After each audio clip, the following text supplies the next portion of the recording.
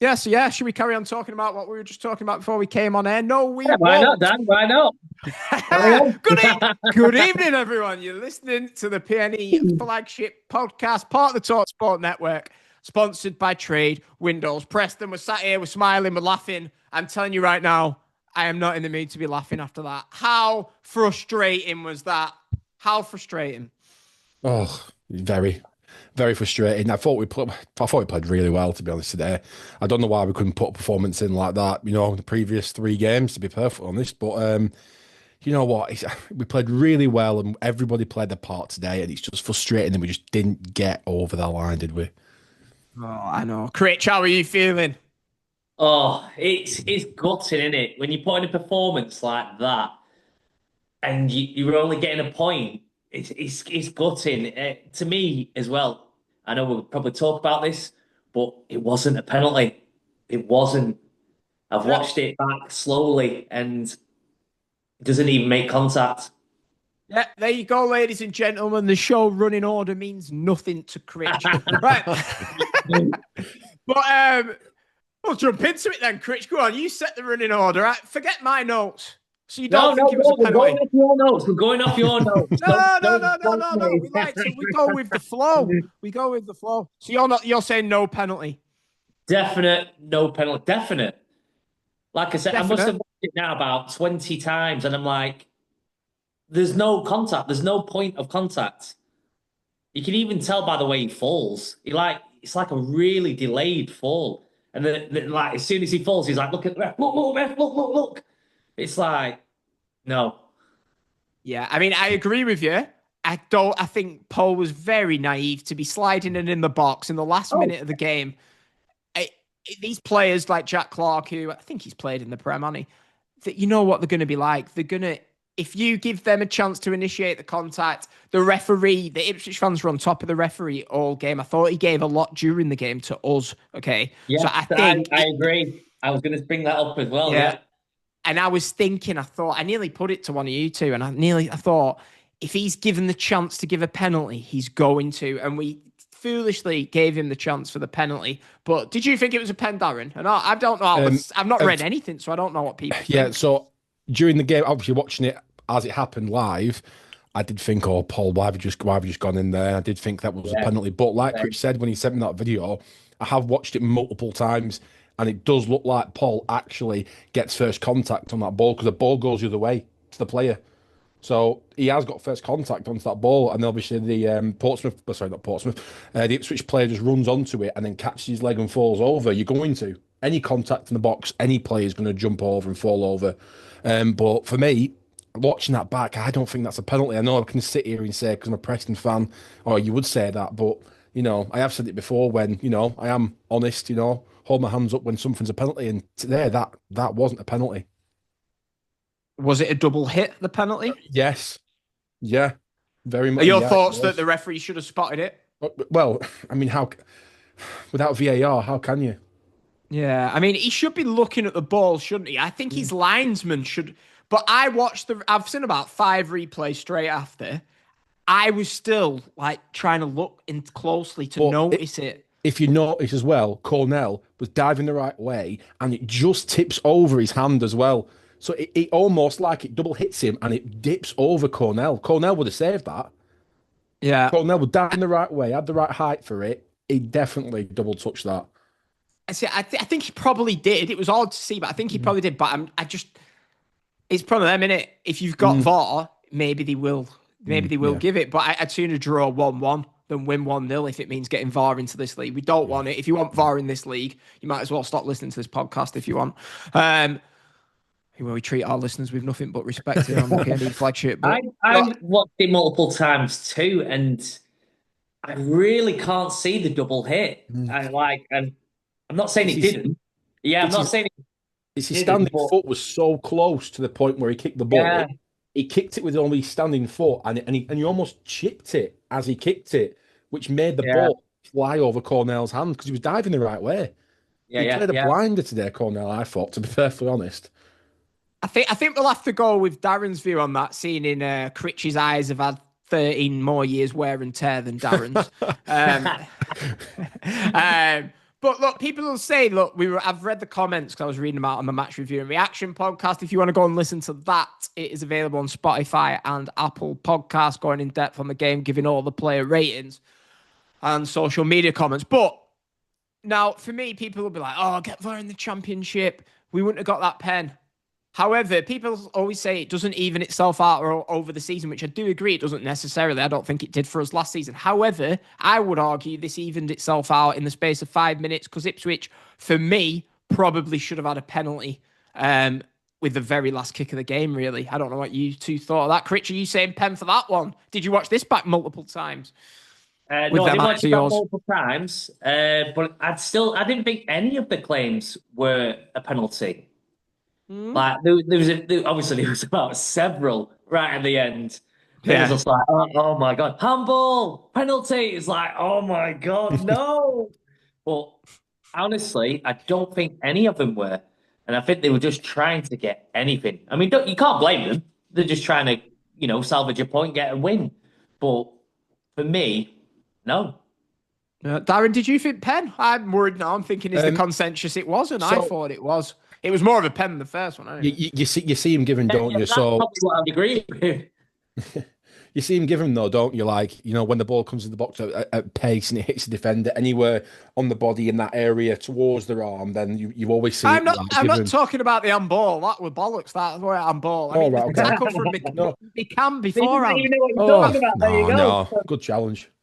No, Darren. I'm going to send you the replay. You can watch it 41 times like Critch has. All right. Yeah, small. Well, the handball wasn't, but it was about 5 seconds before McCann knocks him out. I think it's a pen. Put it this way: if he hasn't given the first penalty, if our players didn't react the way they did to the alleged double hit of the ball for the penalty, I think he gives that. But I think he's thought, oh, I can't have him. I've probably got that one wrong, the first one. If I give another penalty, yeah. But we can disagree on that. So, yeah, Critch, there you go. Thanks for bringing up the big decisions to open the show. Thank you. I'll just scrub the pre-show banter section out of the notes. Someone messaged me the other day saying, he was like, look at you. You're always looking at yourself on the podcast. And I thought, what are they going on about? And I thought, because I'm looking at the thing. But I've got my notes on the screen, so when you two are talking, I'm like looking through the notes, trying to think what's coming up next. I felt like I was gonna bite back like Darren was doing last Saturday, but I thought. But yeah, let us know if you think it was a penalty or not. If you thought the second one was a penalty or not. Do you want VAR? Let us know in the comments. Any comments on anything to do with the game? We're going to add a section at the end of each podcast where we go through your comments and Critch and Darren react to them. Critch, have you got them all ready to go? Like we asked. Oh, no? yeah. Yeah, do you, Eric? I guess I'll do that bit then. Don't worry. Yeah, look, so we spoke about the key incidents, right? We both will wind ourselves back to the top. My OCD might strike in here, Critch. Let's go back. When you first saw that starting line, I think it's one of the key points of today that Cornell started over Walton. What were your thoughts on that? We'll go over to you, Darren. What were your thoughts on that? Are you happy? Are you not happy? To be honest, I think we needed something to change because we couldn't keep on going on the way we're going. Obviously, in that goalkeeper department, I think it was needed today. I think Paul Heckingbottom made the right choice to bring Cornell in. But again, if I quickly just mention on the fact that for Jack Walton must be feeling terrible. I mean, his confidence must be absolutely shot now. Playing 3 games, conceding a shed full of goals, and now being dropped to your third choice keeper, practically, because he came in as second choice. So his confidence now must be rock bottom. And I just feel for the lad. But again, it's football, isn't it? You're there to win, not to obviously, feel sorry for people who don't perform. So, if you don't perform, you're out. It's like with any sport. But just touching on that, his confidence must be rock bottom. I don't think you make that decision unless you're very confident that Walton isn't for you. Because I think that's a moment where if you're Walton, you want your manager to stick by you. He had a good game. Was it the Derby one that he was good? Was it Derby? No, the Coventry game. He came in against Derby, was okay. The Coventry game, he made a lot of good saves. He did make the error for the McBurney third goal, but I'm pretty sure a lot of the reaction was very positive after that initial Derby game. And I think after one awful game, he's probably thinking, oh, I needed back in there. You throw me out. And I think, but Cornell comes in, takes his opportunity. Look, he didn't make any great saves, but I personally felt a lot more comfortable as a fan with him in goals. I don't know if you two felt that way. Yeah. I'm not going to lie. As soon as I saw that lineup, that's when I was joking and saying, we're going to lose 3-0. That was my first train of thought, because I thought Dye was worse than Walton. So to see him come in and play all right, it was good. It was good. Was he amazing? No. But he's still solid, still played well, and he plays better than Walton. Walton, yeah, he's going to be struggling now. I think he needs a loan move away from Preston when we can, to try and rebuild himself again. So it's a tough one, isn't it? Because I think it's going to be hard for us to get a good number 2, because our number 1 is that perceived as one of the best in the division. You know you're not going to play, don't you? So we're bringing some. Like, I remember at the start of the season, the chat was, we brought this guy in Walton. It's going to be good competition for Everson. He looked good. Like, I saw lots of highlights of him, and I was like, wow, this guy looks really good. Highlights can be deceiving, though. We all know that. Yeah. I feel a bit harsh on him. It must be hard. He's come out of the cold into the lineup, but you've got to do that if you're a second choice goalkeeper and make the most of it. Cornell grabbed his opportunity today. I felt sorry for him, because the thing was last season, flipping it, whenever this guy's played, we concede every game, and it was so close. So close, but obviously the double penalty cost him. Yeah, let's just hope now that Cornell had a brilliant game. So I thought he played, was called upon when he needed, but let's just hope that Everson's back for next week. We need him. We definitely need him back. There was a chance he was going to be back for today, so I think he will be back next week. But a bit harsh on Cornell now, isn't it, to go out of the team? But obviously it's Dan Everson, in it. Yeah. Look how many points he's rescued us this season. Daniel Everson. But look, I've got this in my notes. Have you took notes today, Critch? Have you not bothered? No, I don't took notes today. Critch is authentic. Like, leech off your notes. All right, sorry. I didn't send them, did I? I normally send the bullet points across that we're going to switch on. But hey, blame that on the Royal Rumble. I'm excited for this tonight. 51 minutes. Right, I've got this. Should we just talk about the Royal Rumble? I don't need to talk about the next subject. No, I'm joking. He deserves it. Paul Heckingbottom's tactics, I thought he got them absolutely spot on today. He set us up well. What do you two think? Do you know what? Yeah, I'll agree with you on that. I did think that it needed to obviously change him up a little bit, because it didn't work at Middlesbrough. Whatever we tried at Middlesbrough, it just didn't work. Whether that's down to the team performance or just the tactics that we set up. But today, we hit them hard on the counter-attack. Jebison, obviously, he performed well.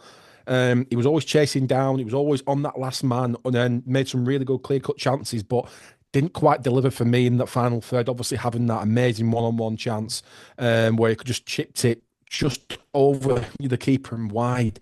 That was a perfect opportunity to go 1-0 up.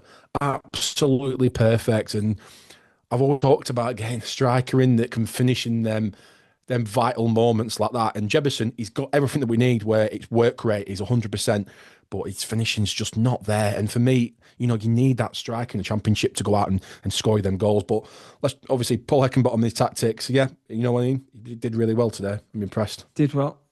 I'm going to touch on Jebison in a minute, so make sure I go back to that. Now, do you think, I'm not saying that this is what I think, I'm curious what the thoughts on this, I've not had a chance to read much. When that goal goes in, Gibson's goal, I'm thinking, is that come a little bit too early? Because for the first 25 minutes of that second half, we grew in confidence and we came onto them. This wasn't a case of smash and grab. We deserved that lead. And I thought when we scored, now don't retreat. I know, don't do it. I know it's easy to say this. Oh, you're away at Ipswich. Last 15 minutes, you're going to get bombarded. They're going to create chances. Now, why? Why? Well, if you think about it, it's an easy thing to say that, isn't it? That's going to happen. Okay, why is that going to happen? What can we do to stop that? Do you think maybe if we'd have scored a bit later, we'd have gone on and won and we scored? Did we retreat or was there nothing we could do about it? I bet you we should have sent them notes now. No. For me, I personally think that Ipswich have got some fantastic players. You know, like you said, Dan, before, at the beginning of the season, you did say that Ipswich, would shoot up the league because obviously they've got the money to spend. They've got some decent players. I just think they've got that bit more quality in their side, to be perfectly honest. And I think that if we would score any of time, we'd know what we're like when we score, when we go 1-0 up. It's like Jekyll and Hyde. It's two different people. We either go out and we go and get another and we perform really well for the rest of the game, or we go 1-0 up and then we look terrible for the rest of the game. It's just like, it's day and night, isn't it, really? But, it's something that we probably need to work on. What happens, when we go 1-0 up, and then do we, as a team tactically, I don't know what that's down to Paul Heckingbottom's tactics, whether if we go 1-0 up, we sort of back off a little bit and defend and then double bank up on our, midfield and the defence. But, for me, I just think that Ipswich just had a bit more quality in the side for me. I thought Ipswich were crap, if I'm honest. I've been big. No, they're not crap. I'm saying today they were crap. Oh, I expected. I've seen them twice this season against us. They've been crap both games. I've watched them a few times and they've been crap. I watched them at Millwall on Boxing Day. They were crap there. But I don't know. We've got to be happy with the point, haven't we, I suppose? Oh, yeah. But it's hard to be the feeling of them North End fans. I've been to Reading away and we conceded last minute there and it was horrible. And it's a long journey home. But yeah, I don't know. Heckingbottom, I thought he did great today. Did great. Critch, do you want to add a comment to fire back at me about how someone else did today? Or can we just move on? No. Right, we can just move on. There's no need. We're talking about North End. There's someone put in the group, will you stop talking about Wigan? Anyway, calamity. Wigan, Dan. Calamity. No, there's no need. So what I want to talk about is this. I'm going to put this positive. It was a good performance and an unlucky result. Let's be positive for a change. Let's enjoy the moment. Hey. Well, the next thing that I've got down is a negative. So, Critch, you're a man. Yeah, I just want to know how far we are off automatics now. We just need an update. Look, we've just picked up a point away at Ipswich. Do we really need to go in on Darren for his automatic promotion prediction? I just want to see how close we are, that's all. Still time. But I'm annoyed about it. So and everyone listening's annoyed about it. So shut up. Sorry, carry on. West Ham are winning 2-0 at Chelsea. Somerville again. Hey, that off topic here. Hey, I like to think this podcast is just like three of us having a chat like we would if we were in a pub, which we will be in a few weeks, by the way. We'll touch on that later. But, West Ham now, 18th on 23 points. 2 points behind Forest, 3 points behind Leeds, and 5 points behind Palace and Tottenham. Relegation battle opened up in that league. But anyway, I want to ask you about this. Now, Critch, you're a man with some personal experience of Emil Rees, okay? Right. And we all know Emil Rees celebrated like this last season, okay? And I think it was justified just because of the abuse that he took off dickheads like you, right? So, however, Lewis Gibson scores today and I'm going, get in, you're celebrating. And I feel like everyone has been, I know in the last few weeks there's been a bit of abuse flowing about. Darren, I'm looking at you, right? But I'm joking. But why was one of our players, I really like Gibson. I said this on my podcast, so I'm curious what you two think. Why are we running up to the away fans that have made a 12-hour round trip at the end of January, cupping our ears for 10 seconds, then celebrating again, then double dipping like Darren did last week talking about Blackpool and going like this again? Why are we doing that? It's embarrassing. Am I looking too deep into it or not? No, you're not, no. You've got to call it out as it is. I think it's embarrassing, really, to be honest. I mean, you've taken some criticism because, rightly so, you've been poor in the last 3 games. Let's not, cover over it. Look how many goals we conceded. He was in the middle of that defence, right? So to score a goal and go over to travelling fans who have paid the money, got up early, travelled all that way, and then cup his ears like that after he scored a goal. I mean, not for me. I'm sorry. I really do like Gibson as well. I think he's a fantastic defender on his day. But there's no need for that. No need whatsoever. You know what I mean? I think it's a bit tin pot, to be honest. I'd feel a bit differently if, say, like the home fans had got on his back, okay? Yeah. And then you've done something. It's the home fans, okay? But these 600 North End fans, these are the hardcore of the hardcore that have gone all the way to Ipswich. I would say the majority of those fans are probably the fans that don't get on the players' backs. They're clearly loyal as anything. So then I seen it and I thought, if I'm in that away end, do you know what? I mentioned this on the pod. Jack Clark cupped his ears when he scored for Ipswich against Norwich early in the season. Just me as a neutral was watching that and I thought, you dick. So then when one of our players, I don't like to see it, but look, maybe I do think players should be able to give it back if they're getting abused, but I'm not sure if Lewis Gibson really... I know we weren't exactly positive about most of the team last week, but I'm sure Lewis Gibson doesn't get threatened to his windows to get smashed in. You know what I mean? But that's another thing, isn't it? You know what I mean? But he's getting paid thousands of pounds a week. You know what I mean? And the lad just needs to have a look at it. The bigger picture here. I get it. Like you're saying.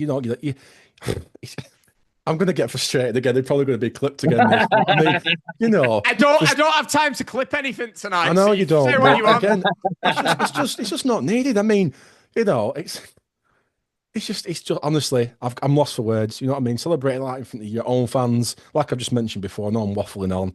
Paid the money, got up early, got there. Scored a goal, rightly so. I'm going to do a Roy Keane here. It's your job. End of the day, it's every footballer's job to go out and win games. And at the moment, at that time, he would look like he was going to win the game for Preston. But cupping your ears, I mean, give it a rest. It don't bother me if it's done to the home fans or to some. Well, even still, I get it if you're on the back like that. I mean, Emil Rees, right? Okay, maybe you had a point to prove. You know what I mean? I know, yeah. But I mean, Gibson. I mean, you collectively. I'm not just singling him out here. Let me get this straight before everyone jumps my back. Hello, Facebook comments. But smash his windows. I know. Get a brick flying through that window in a minute. But collectively, how many goals had he conceded that defence in the past 3 games? Was it 4 at Middlesbrough? 3 at Hull. You know what I mean? Come on. Yeah. And then you go in there, you score a goal, you cup in your ears like that. I mean, not for me. Yeah. Is there anything else we want to say on the game? Any incidents in the game that we want to touch on? I think overall we can wrap it up before we go into the man of the match with. Look, we said before we came on air, it's just a shame because a point doesn't actually do that much for us. But it's more the overall mood of knowing this team without an Armstrong. Hopefully we get it back. Yeah, we needed a performance and we got one. We got one. Yeah. Doesn't do much for our league position, as we said. We're only 2 points ahead of 13th now. But now we're going into Portsmouth. I'm feeling a bit more confident about that. Now, man of the match. I had to bite my tongue before, Darren. Man of the match. Yeah. Nobody's listened to the match review podcast so far, okay? Because I've not uploaded it yet. But I opened that show by saying Daniel Jebison was absolutely fantastic. For me, I've given a 9 to 2 players this season. Armstrong away at Southampton and him today. Without his work rate, without him running, that performance doesn't happen. Critch, you're going to smile. But he missed that chance. Oh, yeah, well, you're not into goal-scoring forwards. We already know this with Emil Rees, right? So, how can you come and do this? Right? I'm telling you right now, if Emil Rees was up front doing the Jebison role today, nothing works because he isn't doing that work. This was one for the Emil Rees haters because in Daniel Jebison today, he was fantastic. He chased everything down. He was a constant threat. I would have argued he should have been substituted with about 5-10 minutes to go because he was shattered. I'd love to see how many miles he ran. He was unbelievable. And I wanted to get this point across because there might be people who might just see the miss and are like, he's crap. He was I weren't firing any shots at anyone. People saying that, but people will say that. Pardon? People will say that. Yeah, I just thought he was fantastic. It needs pointing out. He was without Daniel Jebison on that pitch doing that work today. Our game plan, our tactics don't work the way that they did. But he should have scored. But I just thought he was unbelievable. My man of the match. So yeah, what are you saying about that, Darren? Well, do you know what? I thought he was going to. I thought he was going to give me large because I actually put something in the vote in the group. So I've actually talked a lot of I've not looked. a lot of crap about him, but I actually gave it to Gibson. So did I. Oh, what? Because he scored. No, it's not. Because that goal line clearance as well. That would have been 2-1, game over. There you go. You know what I mean? I thought that when he was called upon, he was great. And you know what? Yeah, I will obviously give him credit where he's due. And I know I've obviously slated him before for doing this celebration, but today I thought he was really good, scoring the goal, getting up the field, putting challenges in when he needed to, and obviously that goal line clearance that could have actually cost us the point at least. So you know what I mean? Hold my hands up. I have given him some crap, but Gibson, man of the match for me. Right. Well, I've just looked in the group, and we've got. Except for you two, I didn't know what people would think. I just thought everyone would go for McCann or Gibson. Yeah, I think on commentary, the commentator said, Gibson should be man of the match. And I thought, I wonder if everyone's just jumped on that comment. But no, our listeners are very smart people because 100% of them have gone with Daniel Jebison. The only two people who voted for Gibson is you two. That was 100% then. You two don't count. Let's get the fight. You two know, but I mean, in terms of the people who listen, so exclude us three, 100% of the people voted for Jebison, which surprised. I didn't know people would say that. I can't miss chances like that. When you're one-on-one with the keeper, and I know that people will come at me for saying this as well, but it's your job to score goals. You've got to score in them positions. I agree. Just to chip it over his arm and then not even get on target. Right. He picks up the ball on the halfway line. His first touch is fantastic. Yeah, his second touch is fantastic. His third one to set himself, fantastic. Strikers missed chances. Osmajic missed sitters. He missed that identical one at West Brom. Yeah. And I was like, you've got to score. But I feel so sorry for Jebison. I say fantastic today. He got taken out of the team mid-December on 5 league goals. To make way for Osmajic, and strikers need a run of games. For me, Jebison should be starting every game. He strikes me as I'm a boring you, Rich. He strikes me as the sort of striker who needs an arm around him, needs to be loved, and you're not going to get that by him. But Daniel Jebison, unbelievable. I always say this about Jebison. He needs to be loved. What I love about him is his work rate, his attitude, and he just tries so hard, and I really like that. And obviously he's fast. When it comes to ability, I think he's lacking. But he needs to score. You know what I mean? We can sit here and say he had a great performance. Well, he run across the pitch and he didn't score. We didn't actually get any goals. Goals win games. Goals win games. At the end of the day, it's the difference between actually getting in the playoffs and not getting in the playoffs.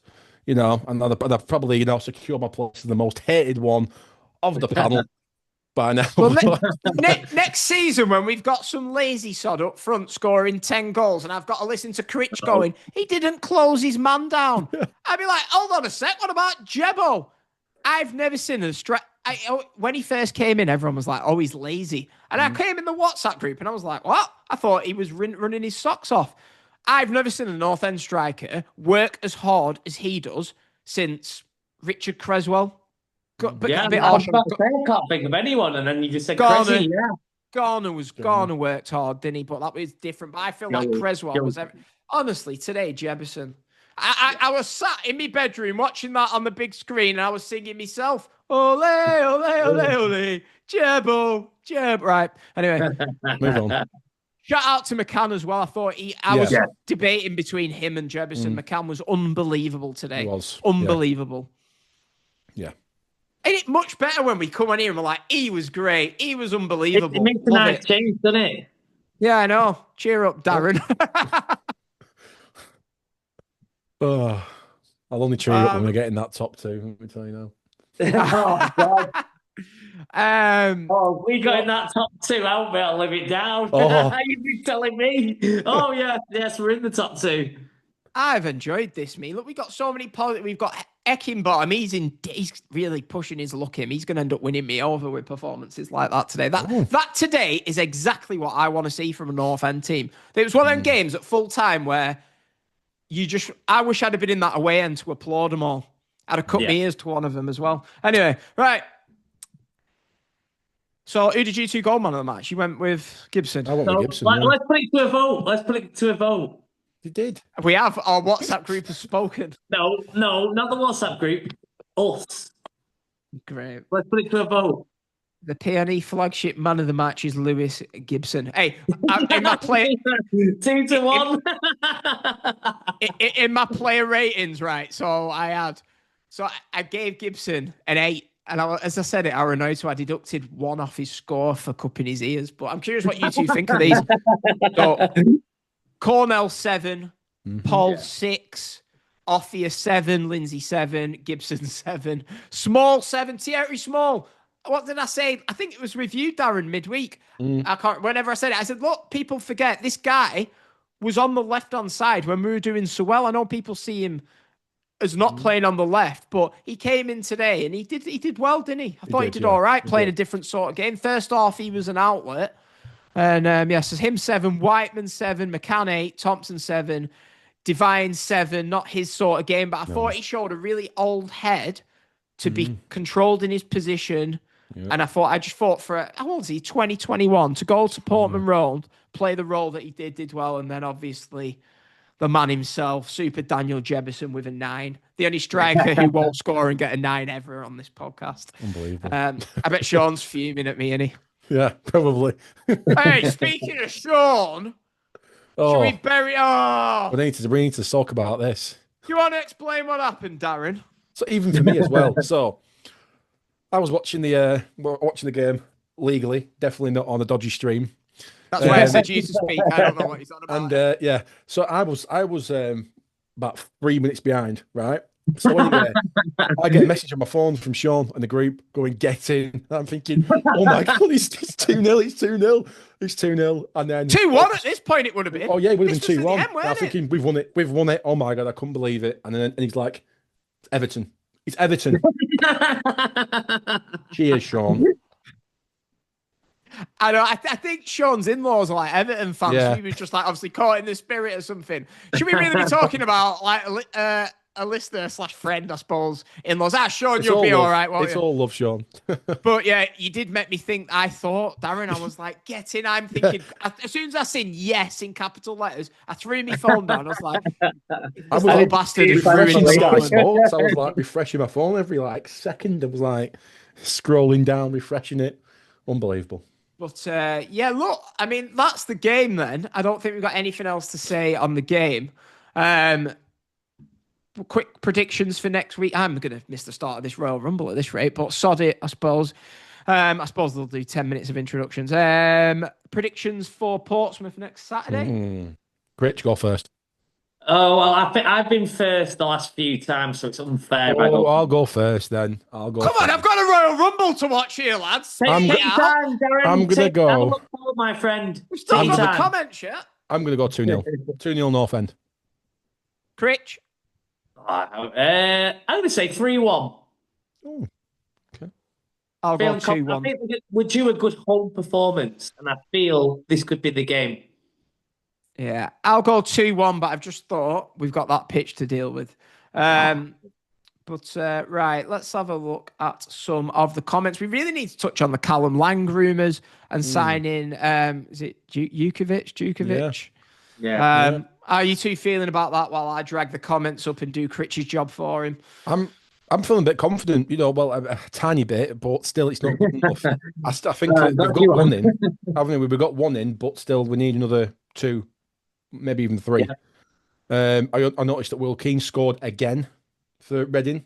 League One. But he's still scoring Will goals. Keane's on fire. League One. I know it's League One, but he's still scoring goals, and he's sending a striker out that we really could have utilised. If this Callum Lang deal does come off, obviously he was supposed to be in contention for today's game because he was back in training with Pompey.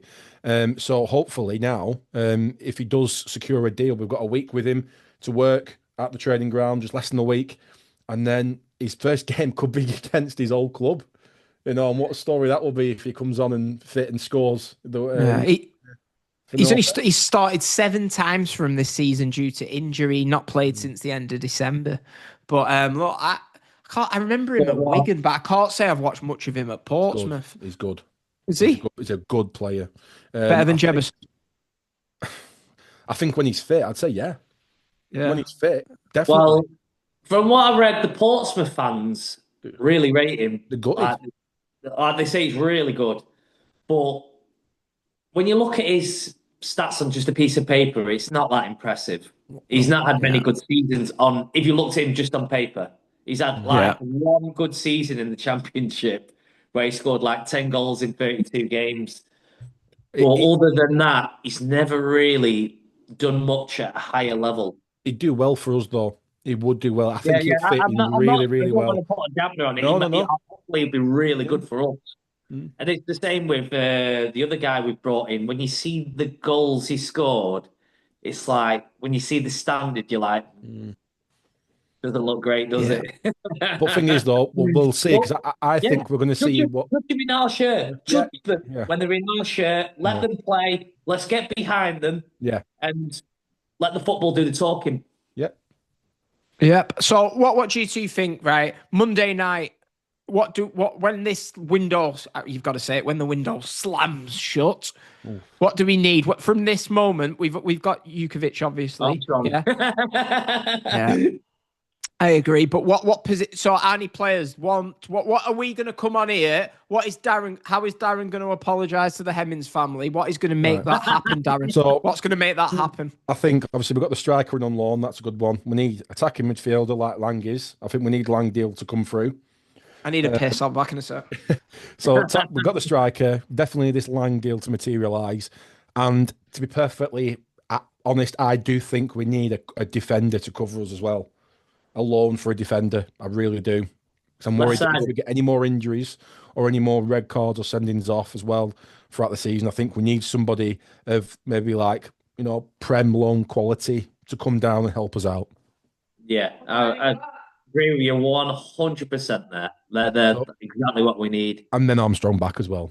Yeah. If we don't get Armstrong, we need another quality CM, don't we? Yeah, but a player of his quality, we ain't going to find one, are we? Look at him, he's shining in the Prem, he's looking good. But we already knew this. We already know how good he is. Yeah. I mean, but again, if he comes back, and that's brilliant for us, and I think that stands us in good stead then to go on and hopefully get back into the playoffs, because I think he is a playoff contender really for us, and it can help us get over the line. Imagine how good bags of quality. Imagine how good we could be. We get Armstrong back, and then we've got Dobbin, Divine. That's an amazing midfield. We get another centre back in just for a bit of cover. We've got a solid defence already when we're not injured. We've got a solid midfield. Get Lang in as well to help with the attack front line, and hopefully the new guy. So that was 3. Do you need 3? Did you mean, Darren? Yeah, 3. Yeah, plus 3 in. I'd say 3, and then if we get Armstrong back, 4. That's the 4th one. I think we'll bring in 2. We'll bring in Lang, and we might. I think Lang and would you take Lang and Armstrong now? I'd bite your hands off. Right? Yeah. I snap your hands off, but I do think we need, like I mentioned, we need a defender. More, yeah. But we're always like Preston. We're always 1 or 2 shy, aren't we? Yeah. Always. What's the work schedule like next week? For me? Yeah. Tuesday, Wednesday, Thursday. Tuesday, Wednesday, Thursday. Does that mean I can get a Monday night deadline episode out of you straight after the window? We definitely can. You've got to commit to it. Commit to Critch. It's a bit past your. What time does the window shut? Midnight, innit? Midnight? We've no chance. I think, wink, wink, nudge, nudge. I think it's 9 o'clock. Critch, come on. Oh, 9 o'clock. Oh, I can manage 9 o'clock. Right, so Critch has committed everyone. Critch, we're going to be doing a flagship Monday night. And when, because you've said it on air, when Critch says, I don't know if I'll be able to make it, guys, I'll be like, Critch, your appreciation society, you've already told them all. But, yeah. So, yeah, Monday night. Don't think there's any appreciation society. Big time Critch. The only time when our numbers are our highest is when Critch is on. Yeah. Oh, God. If that's it, butter him up so he comes on. Right. That's it, yeah. Monday night. We'll have some Monday night out, unless it's midnight. But right, let's go for a few comments. Now, Middlesbrough fans, I'm guessing you're not going to be listening to this. So I will. We've got that many comments from the 2 episodes. So we'll just read out. Oh, what a great first comment we've got here. We'll just read out the comments from what I'm guessing is North End fans. We won't react to all of them because I'm on a deadline here. First comment, how appropriate. Mr. Pink. Jedwood, Walnut, Whiphead. I think he's on about you, Critch. Jedwood, Walnut, Whiphead. Hi. Dale Yates, good watch. Darren, I think, sums up the feelings for a lot of the fan base recently. Sean Carter, I wonder if the mentality of the team / squad feel dejected with the lack of investment in the squad like the fans do. Do you reckon they do? Or are they too busy cupping their ears at the fans? Yeah, probably. Yeah, they're probably practicing the poses in the mirror at training ground. Gary Bissett, Darren, you legend. I totally agree with everything you said. Pinnock. That's one of Darren's Burners accounts. Catstone 3136. Why am I Critch? This was your job. I'm sure we assigned you to this. The fall off was inevitable with a high pressing game. Such a thin squad. The pressers are knackered, thereby exposing the no legs in midfield. Do you reckon that's coming to it? We do press most of them. We didn't press first half, really. We stood off. Yeah, but, I can see where he's coming from. Yeah. Right. We will normally read out more comments, but. Yeah, keep them coming. Keep these comments coming. We will reply to them. Doesn't matter. Right. You want to slate me? Go for it. I don't care. It's all fun and games. We'll we got 8 comments on the episode that Critch wasn't on midweek. Were you on it midweek or not? Everything's just a blur. I don't think you were you? Was he? No, you were working. You were working. David Dickinson. Holmes under the hammer. No, I'm joking. I'm only joking, David. From a Borough fan, the only team apart from Borough who I would like to see in the Premier League is Preston North End up the Borough. That's nice, isn't it? I like that. I'm glad we did him a favour today by getting a point, taking 2 points off Ipswich because, Middlesbrough. Did Middlesbrough win today or not? I've not had a chance to look at anything. Yeah, they beat Norwich 1-0. Oh, did they? Norwich have been on fire as well recently, and that's a good result.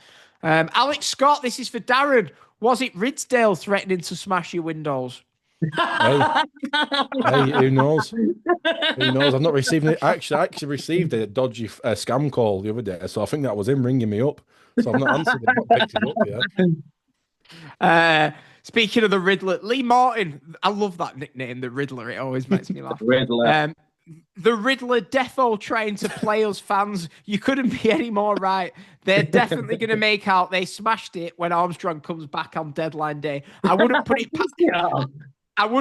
past the Riddler that Armstrong going back was a setup. What a shout, a setup. Can you imagine if right, we're not bringing in any transfers in, lads, right? So if you take Armstrong for a month, we look like we're doing brilliant if we bring him back on deadline. Looks like a new signing. Got a fat cigar like that, just like...